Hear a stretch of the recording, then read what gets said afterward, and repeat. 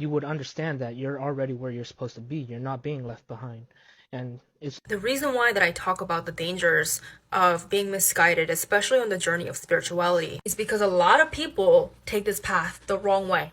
And yes, there is a such thing as the wrong way. Because ultimately, like, let's think logically. Spirituality is not a religion. This is really ultimately and fundamentally the relationship between you and yourself. So that means that a lot of the awakening, it's not only induced by the observation that you make with the outside world, but organically it's supposed to emerge from within.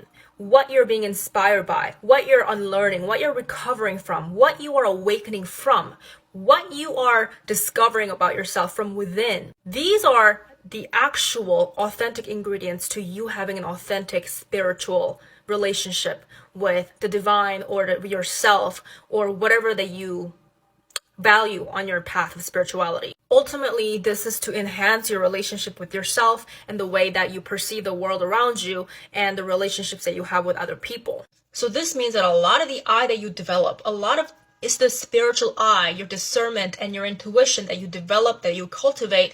It actually stems from the work that you do within yourself, in your own world, on your own life. And now the issue behind people jumping onto this bandwagon of being spiritual, that's practicing spirituality, because apparently now it's a cool thing, is that people are still using this as a way to avoid their accountability, to escape the reality, because that was never the objective behind the spirituality.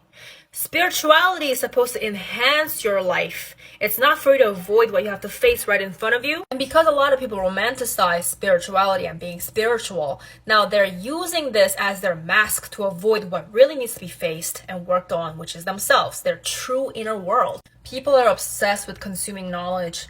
People are obsessed with ingesting as much information as possible. They're consuming and consuming and consuming, not even practicing discernment, not even trying to ask, is this the right thing? Is this the real truth? Is this resonating with me? They're not asking enough questions, and they're just consuming everything that is stated as the truth, not recognize that not everything that presents itself as the truth is the truth. The original creator said in this video that I stitched, you're not missing out on anything. What is in front of you is what you can take care of and what you need to take care of. What you're being invited to, what you're being drawn to is worthy of you observing that and paying attention to that. But the problem starts when you start putting this thing, this knowledge, this truth on a pedestal and neglect yourself behind. This is how you become misguided. No matter how much you think that you're being correctly guided because you're consuming all this knowledge, spirituality is not knowledge. Spirituality is connection with yourself, your truth and groundedness. You have to really be honest about what you can handle and what you cannot handle. Put your ego down.